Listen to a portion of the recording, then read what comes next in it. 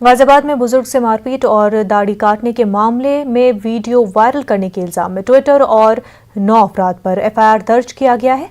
मामले को अलग रुख देने और अफवाह फैलाने के इल्जाम में गाजियाबाद पुलिस ने सहाफी मोहम्मद जुबैर और राना अयूब समेत कई अफराद पर एफआईआर दर्ज किया है।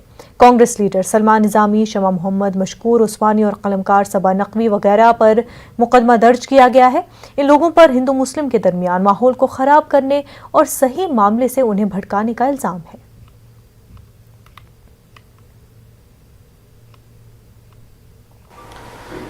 कांग्रेस के वरिष्ठ नेता प्रमोद तिवारी हमारे साथ है बात करने के लिए। सर, लोनी घटना जो हुई है उस पर गाजियाबाद पुलिस जो है उसने अपनी स्टेटमेंट जारी की है और उसने एफआईआर की है। उसने एफआईआर न सिर्फ ट्विटर पर बल्कि कांग्रेस के कई नेताओं पर और आईएनसी पर भी किया है। आरोप ये है कि इस मामले को जबरदस्ती धार्मिक रूप दिया जा रहा है, जो कि ऐसा मामला नहीं है।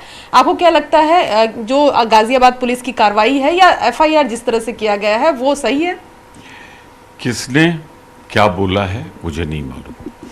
मैंने श्री राहुल गांधी का ट्वीट देखा है, उस पर जरूर मैं पूरा समर्थन देता हूं, क्योंकि उन्होंने कहा है धर्म के नाम पर किसी भी हालत में इस तरह की प्रताड़ना, इस तरह की यातना, अमानवीय कार्रवाई नहीं होनी चाहिए। तो कोई धर्म इजाजत नहीं देता और ये हुआ है, ये पुलिस भी मान रही। तो राहुल गांधी ने जो कुछ कहा है वो कहाँ गलत है। दूसरी बात, मुख्यमंत्री जी का भी बयान देखा। अरे तो मुख्यमंत्री जी, आपका बयान तो तब भी आया था आपके एडिशनल डीजी का, सरकार का, कि कोई बलात्कार नहीं हुआ है। और जब सीबीआई ने जांच की तो बलात्कार माना। एटा की घटना का जिक्र कर रहा हूं मैं, जहां बेटी को रात में जिंदा पुलिस ने जला दिया था, डीजल और पेट्रोल डाल के। तो अभी किसी निष्कर्ष पर पहुंच जाना उचित नहीं है। एक हृदय विदारक विभत्स घटना हुई है, जहां बुजुर्ग को, जो उम्र दराज आदमी है, उनको बहुत यातना दी गई है, उसका वीडियो उपलब्ध है।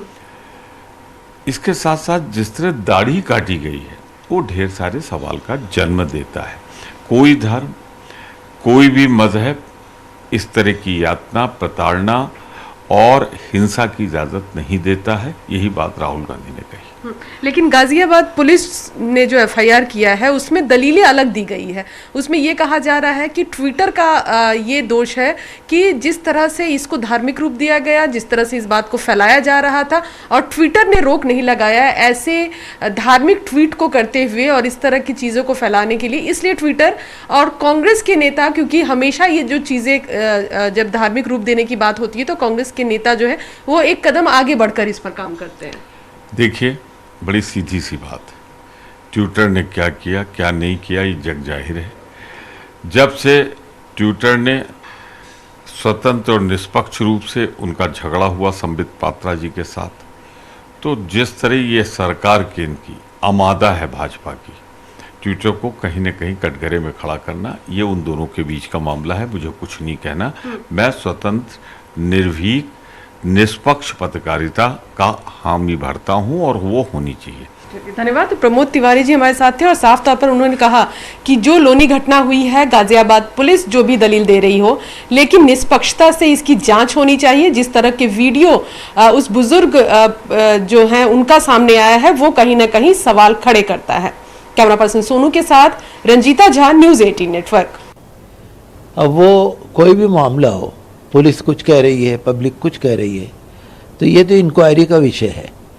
लेकिन हमारा मानना यह है कि कहीं भी किसी के साथ ज़्यादती अगर होती है, चाहे लिंचिंग हो, चाहे किसी भी बहाने हो, वो होनी नहीं चाहिए।